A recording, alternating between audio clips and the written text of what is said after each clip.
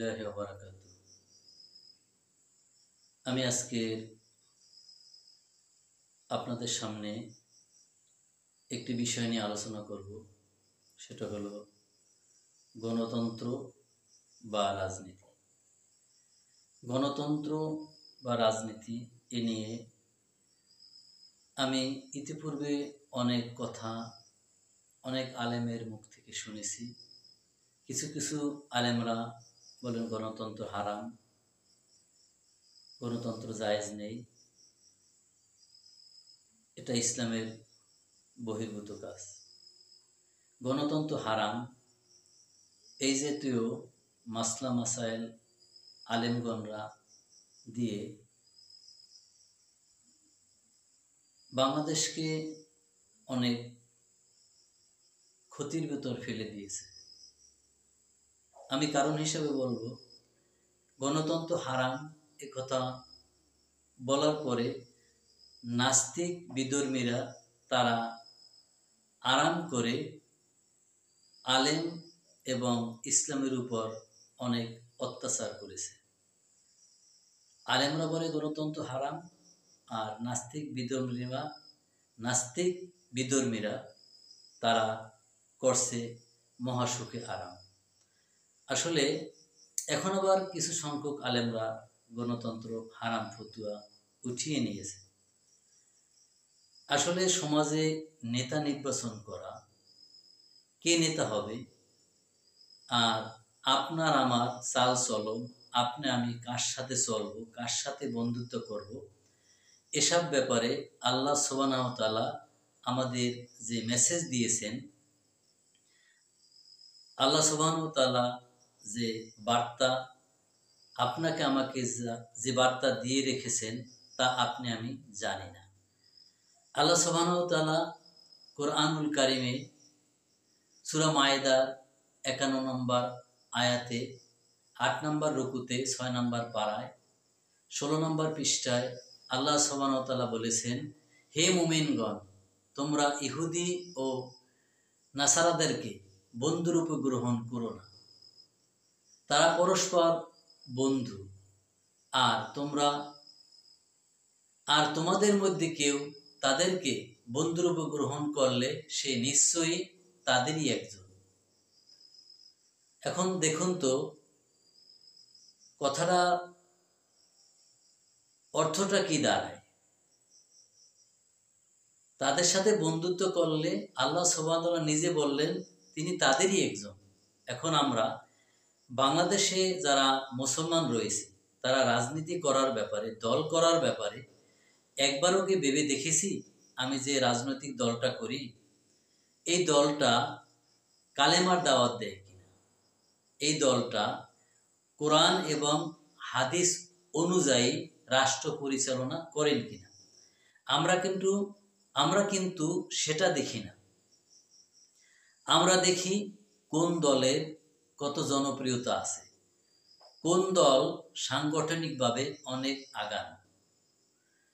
আসলে রব্বুল আলামিন কোরআনুল কারিমে যেভাবে আপনাকে আমাকে যে মেসেজ দিলেন, যে নির্দেশনা দিলেন, সে নির্দেশনা অনুপাতে আমরা কিন্তু অধিকাংশ লোকেই রাজনীতি করি না। রাজনীতি করি দেশের প্রেক্ষাপটে, দেশে কোন দলের সাপোর্ট বেশি আছে, কোন দলের জনপ্রিয়তা বেশি, কোন দল করলে রাষ্ট্র ক্ষমতায় বসা যাবে, কোন দল ক্ষমতায় যাবে, কোন দল ক্ষমতায় যাবে না, এমন যোগ বিয়োগের মধ্য দিয়ে আমরা রাজনীতি করি। এবং এক শ্রেণীর লোক রয়েছে সমাজে, যারা সরকার বদল হলেই সাথে সাথে অন্য যে দল ক্ষমতায় আসার সম্ভাবনা রয়েছে ওই দলের সাথে সাথে যোগদান করে। জানে আমার এ দল হেরে গেছে, এ দল পরাজিত হয়েছে, এখন আমার অন্য দলের ছত্রছায়া নিতে হবে।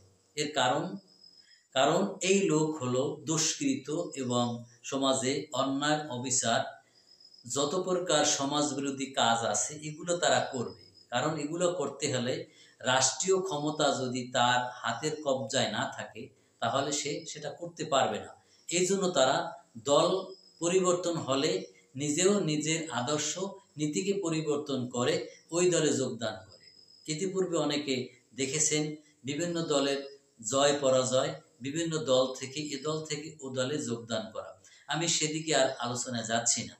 আমি যে বিষয়ে এখন কথা বলতে যাচ্ছি সেটা হলো নেতা নির্বাচনের ব্যাপারে আল্লাহ সুবহানাহু ওয়া তাআলা আমাদের যেভাবে নির্দেশনা দিয়েছেন আমরা সেভাবে করছি না।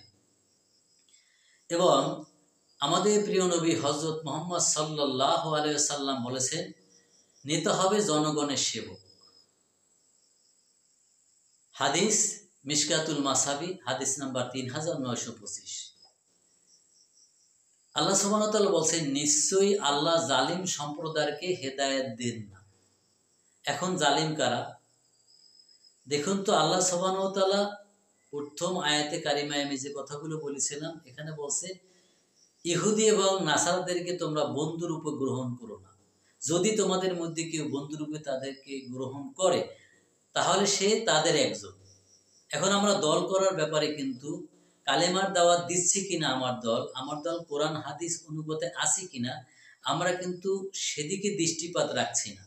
আমরা কিন্তু সেদিকে দৃষ্টি না রেখে আমরা নিজেদের স্বার্থের জন্য দুনিয়ার অর্থ উপার্জনের আয় করা, চিন্তা করা, আয় উপার্জনের দিক তাকিয়ে আমরা কিন্তু দলের দিকে ধাবিত হচ্ছি। এখন রাসূল সাল্লাল্লাহু আলাইহি সাল্লাম যেভাবে বলছেন যে নেতা হবে জনগণের সেবক, তিনি তার অনুসারীদেরকে এভাবেই তৈরি করেছিলেন।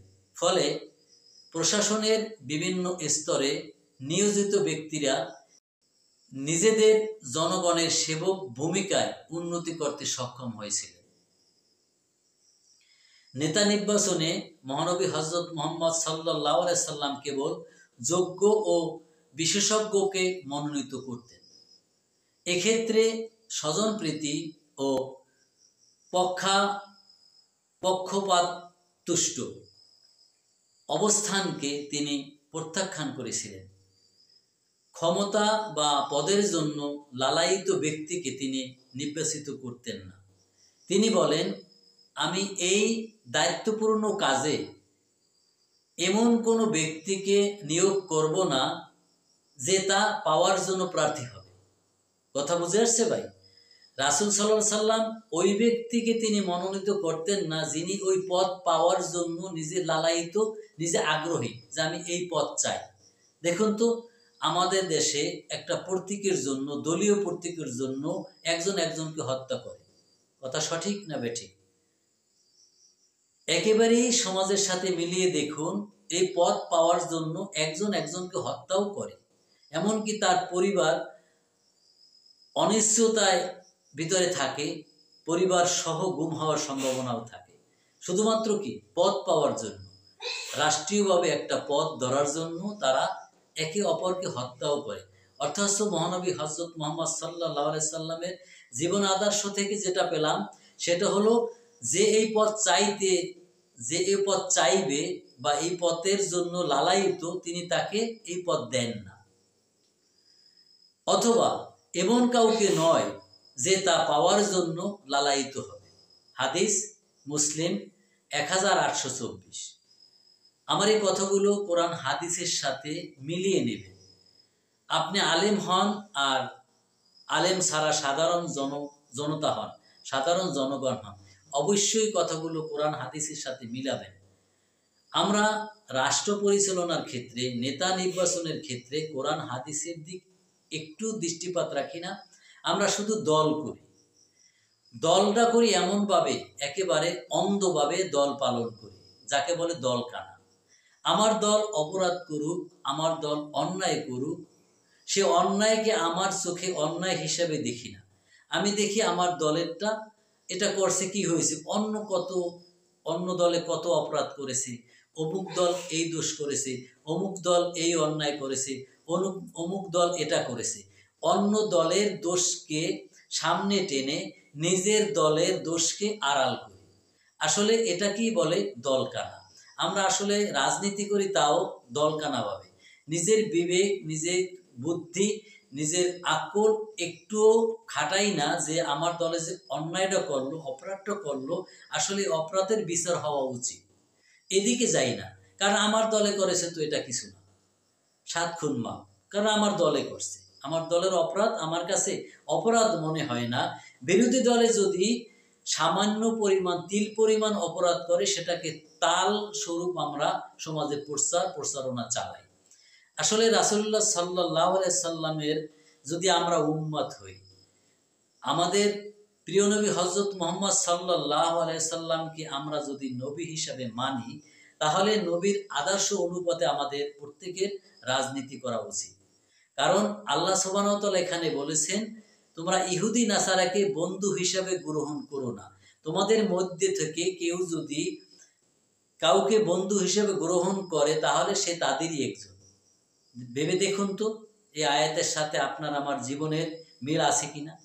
অবশ্যই আপনার আমার জীবনের মিল আছে। আমরা ধর্মে এবং কর্মে, ধর্মের সাথে কর্মের কোনো মিল নেই।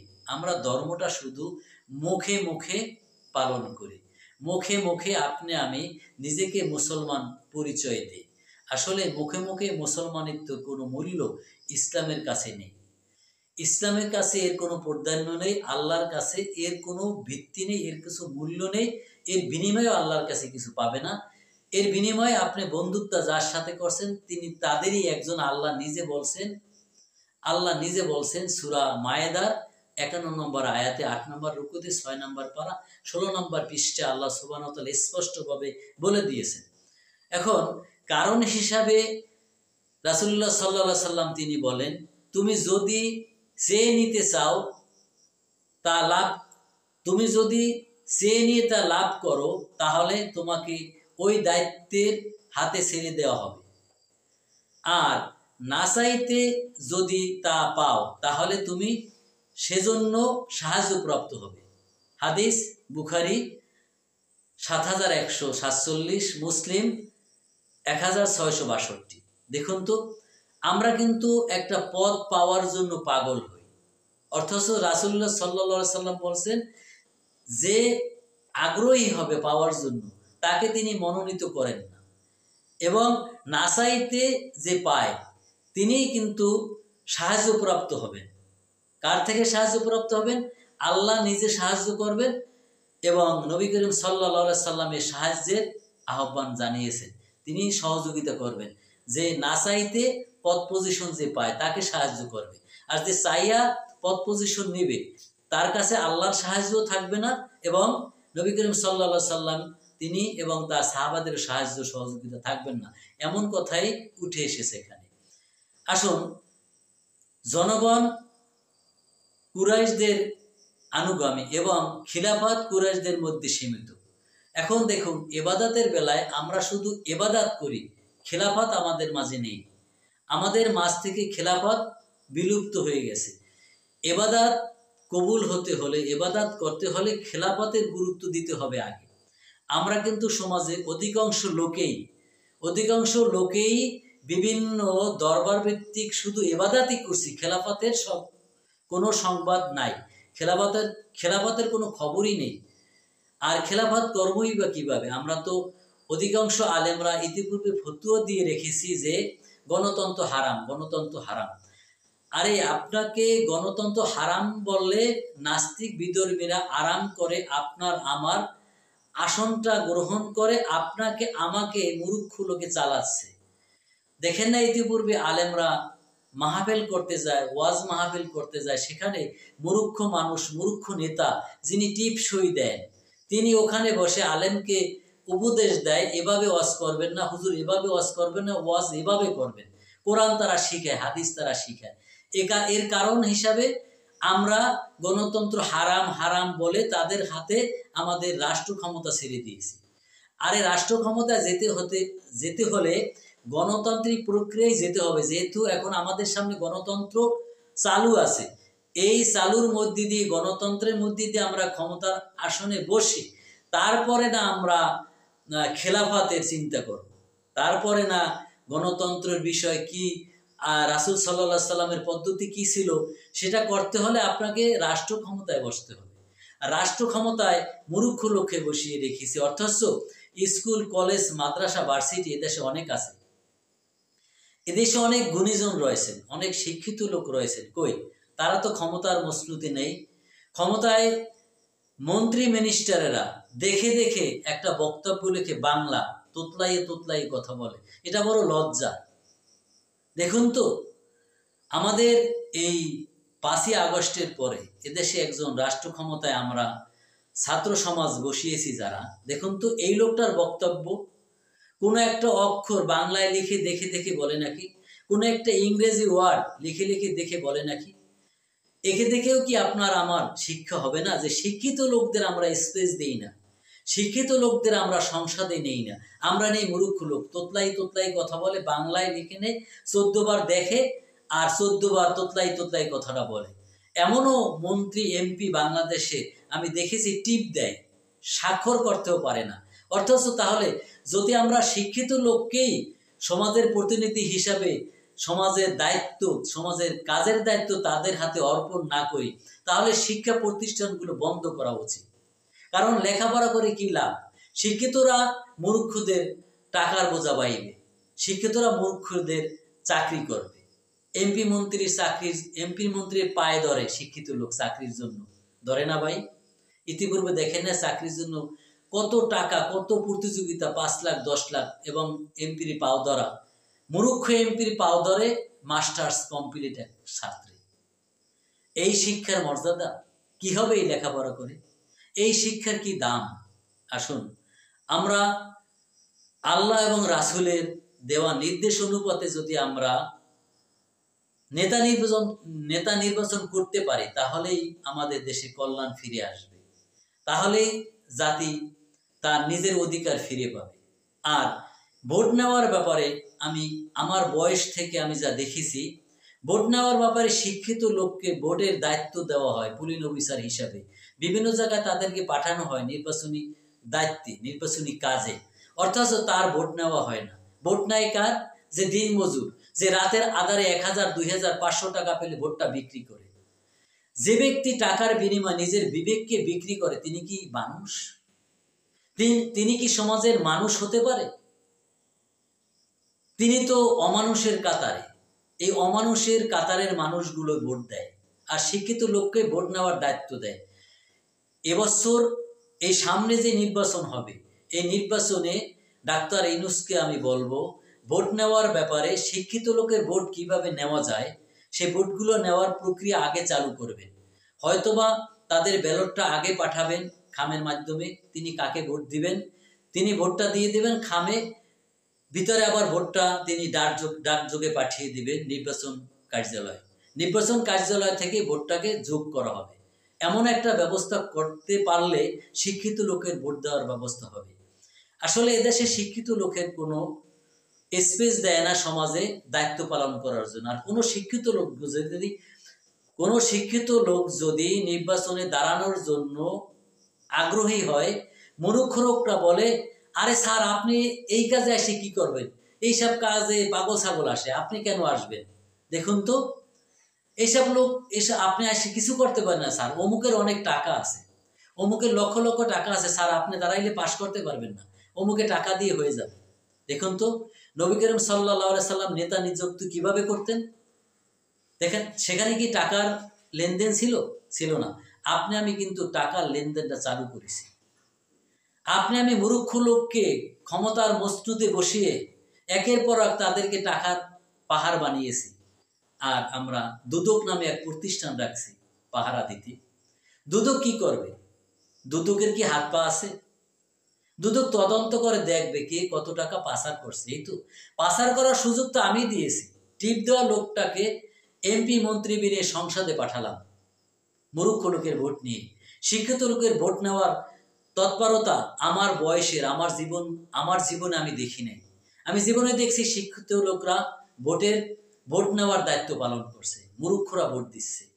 আর যেসব আংশিক শিক্ষিত কিছু লোক ভোট দেয়, তারাও দলকানা লোক, দলকে মহব্বত করে ভোট দেয়। একটা শিক্ষিত লোক দাঁড়ালে তাকে ভোট দেয় না, কারণ তাকে বলে আপনি কি করবেন, এতে শিক্ষিত লোকের কোনো দাম নেই।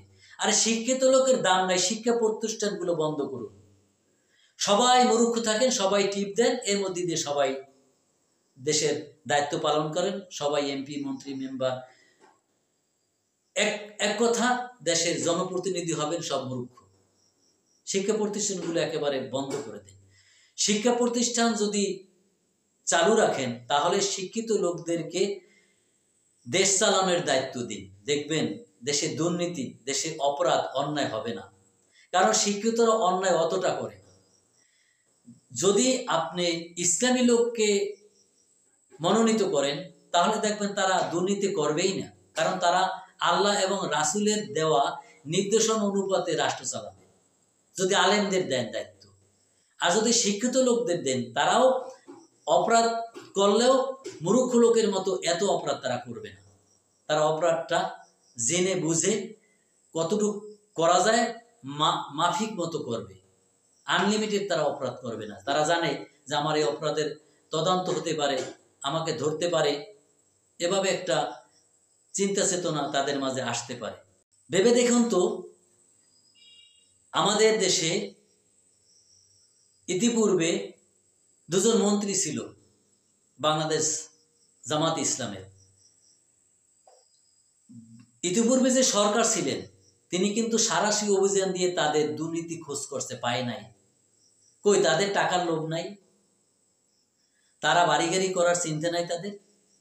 কারণ তারা আল্লাহ সুবহানাহু ওয়া তাআলা বলছেন যে ইহুদি এবং নাসারা তাদেরকে যারা বন্ধু হিসাবে গ্রহণ করবে তারা তাদেরই একজন। তারা এই আয়াত জানে বিদায় বিধর্মীদের সাথে তারা বন্ধুত্ব করে নাই, বিধর্মীদের চরিত্রে তারা চরিত্রবান হয় নাই। মহানবী হযরত মুহাম্মদ সাল্লাল্লাহু আলাইহি ওয়াসাল্লাম যেভাবে রাষ্ট্র চালিয়েছেন, তিনি যেভাবে তার কওম দিয়ে রাষ্ট্র পরিচালনা করছেন, এই এমপি মন্ত্রী দুজন ওইভাবেই রাষ্ট্র পরিচালনা করার চেষ্টা করছেন। কিন্তু রাষ্ট্রপ্রধান তো তারা না।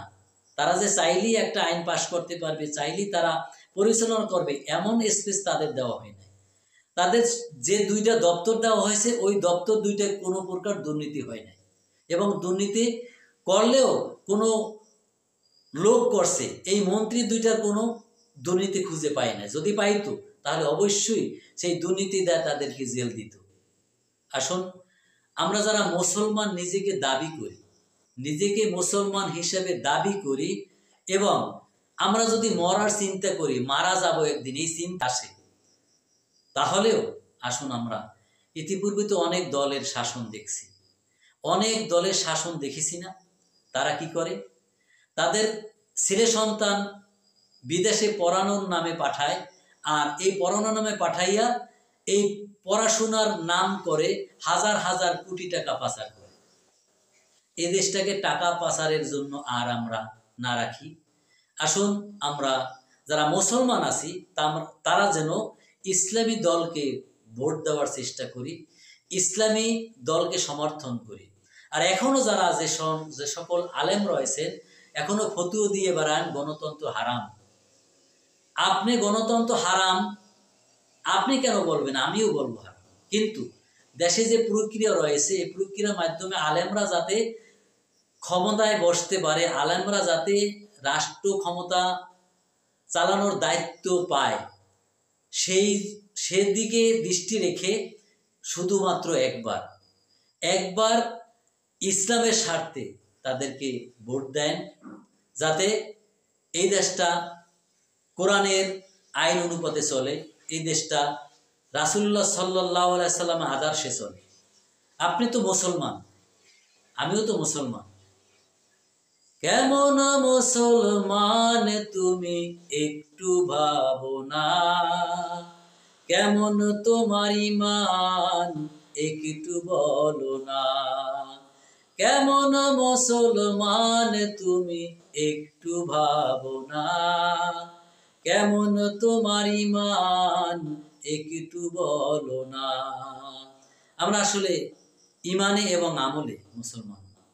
আমরা মুসলমান আসলে কিসের মুসলমান? নিজের বিবেককে প্রশ্ন করুন। আপনি গণতন্ত্র হারাম হারাম বলে নাস্তিকদেরকে আরাম করার জায়গা করে দিয়েছেন, এছাড়া আর কিছুই নয়। আসুন, রাসূলুল্লাহ সাল্লাল্লাহু আলাইহি ওয়াসাল্লাম যেভাবে নবী করিম সাল্লাল্লাহু আলাইহি ওয়াসাল্লাম বলেছেন, লোকজন ভালো মন্দ উভয়ই ব্যাপারেই কুরাইশদের অনুসারী। একথা রাসূল সাল্লাল্লাহু আলাইহি ওয়াসাল্লাম কেন বলছেন? আমরা ভালো মন্দ যাই যা করি আমাদের অভ্যাসটা আসলে ওইভাবে। আমরা অভ্যাস পরিবর্তন করি না, আমরা পরিবর্তন করি শুধু উপার্জনের। যে এই স্তরে টাকা ইনকাম কম, এই স্তরটা পরিবর্তন করলে ওই স্তরে গেলে টাকা বেশি। যেমন দেখেন দেশে টেন্ডারবাজি হয় না, দেশে টেন্ডারবাজি তো চালু আছে নাকি? টেন্ডারবাজি কেন করে? কেন রডের বদলে বাঁশ ঢুকায় ঢালাইতে? কারণ যদি বাঁশ ঢুকায়, বাঁশের দাম কম, রডের দাম বেশি, কারণ তার পকেটের চিন্তা করে। আলেমরা কিন্তু এই চিন্তাটা কোশ্চিন কালেও করবে না। আমি অনুরোধ করছি আপনাদের, ইতিপূর্বে অনেক রাষ্ট্রপ্রধানকে দেখেছেন, অনেক রাষ্ট্র ক্ষমতার শাসন দেখেছেন, শুধুমাত্র হাত বদল হয়েছে, ক্ষমতার পালা বদল হয়েছে, জনগণ কিচ্ছু পায় নাই। এদেশের আপামর সাধারণ জনগণকেও আমি বলবো, রাতের আধারে 500-1000 টাকা না খেয়ে, বিবেককে বিক্রি না করে, অন্তত সারা বছর তো কাজ করে খান, কামাই রোজগার করে পরিশ্রম করে খান, শুধুমাত্র একটি রাত্রে 500, 1000, 2000 টাকা এই লোকটা একটু সামলান। অনুরোধ, আপনাদের এই মূর্খতার কারণে, আপনাদের ভোটের বিনিময়ের কারণে, ভোট বিক্রির কারণে বাংলাদেশ অনেক পিছিয়ে গেছে।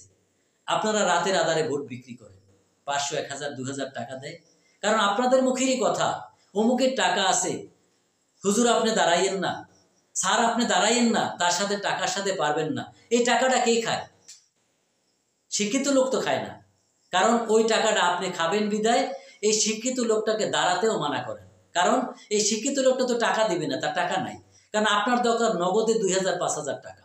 নির্বাচনকালীন সময়টা আপনার যদি টাকা হয়, তাহলে আপনার দিনটা ভালো চলে।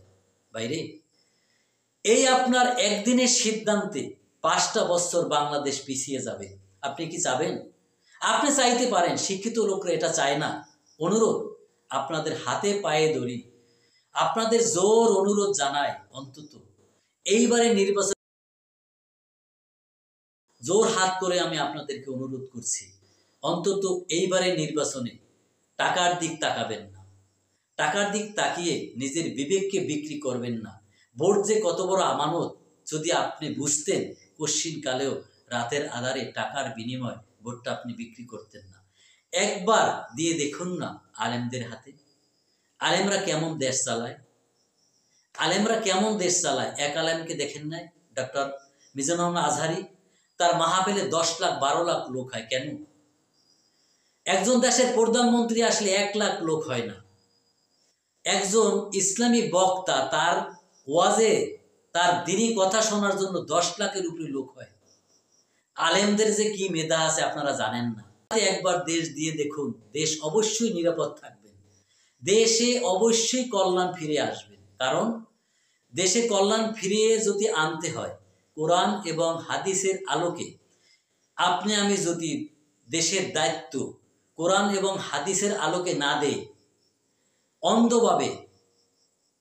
অন্ধভাবে যদি আমরা রাজনীতি করি, অন্ধভাবে যদি আমরা কাউকে ভোট দিই, আর অন্ধের মতো, অন্ধ কোনো ধর্মের জ্ঞান নেই, শিক্ষার আলো নেই, এমন লোককে যদি টাকার বিনিময়ে ভোট দিই, তাহলে বাংলাদেশ আবারও পস্তাবে। আসুন আমরা এই পস্তানোর হাত থেকে রক্ষা পেতে আল্লাহ সুবহানাহু ওয়া তাআলা কুরআনুল কারিমে যেভাবে মানুষের সাথে চলাফেরা করতে বলেছেন, কার সাথে বন্ধুত্ব করব, কার সাথে বন্ধুত্ব করব না, কার সাথে ওঠা বসা করব, কার সাথে ওঠা বসা করব না, এটা কুরআনুল কারিমে সূরা মায়েদা 51 নম্বর আয়াতে আল্লাহ সুবহানাহু ওয়া তাআলা বলে দিয়েছেন।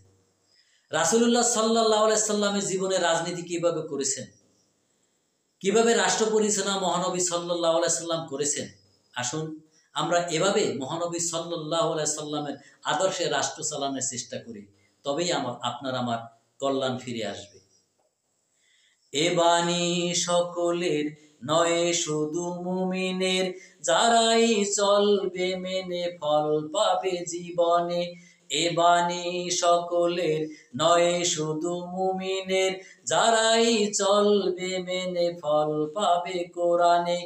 ঘরে বলো কিবা রাষ্ট্রে বলো, ঘরে বলো কিবা রাষ্ট্রে বলো, অশান্তি দূর করে শান্তি আনে সমাধান। সমাধান চাও যদি জীবনে মরণে, ফিরে যাও খুঁজে নাও চোখ রাখো কোরআনে। যারা কোরআন দ্বারা দেশ পরিচালনা করবেন, আসুন আমরা তাদের হাতেই রাষ্ট্র ক্ষমতা তুলে দিই। আমা তাওফিক ইল্লা বিল্লাহ। আমার কথার মাঝে যদি কোনো ভুল হয়ে থাকে, দয়া পরবশে ক্ষমা দৃষ্টিতে দেখবেন। এবং আমার এই কথাগুলো কোরআন এবং হাদিস থেকে বলেছি। আমরা যারা নিজেকে মুসলমান দাবি করি, অন্তত একবার মুসলমান হিসাবে সকল মুসলমান এক হয়ে, এক কালেমা, এক কোরআন, এক মুসলমান হিসাবে একবার মুসলমানকে ভোট দেই, একবার আলেমদেরকে ভোট দেই। ইতিপূর্বে অনেক আলেমরা জোট হয়েছেন, বাকি যারা রয়েছেন তারাও জোট না করলেও আপনি আপনার তরিকা নিয়ে থাকেন, সমস্যা নেই, অন্তত মুসলমান হিসাবে একজন আলেমকে ভোট দিবেন। আমি একথা আপনাদের সামনে রেখে, আপনাদেরকে অনুরোধ করে আমি আজকের মতো বিদায় নিচ্ছি। আসসালামু আলাইকুম ওয়া রাহমাতুল্লাহি ওয়া বারাকাতুহু।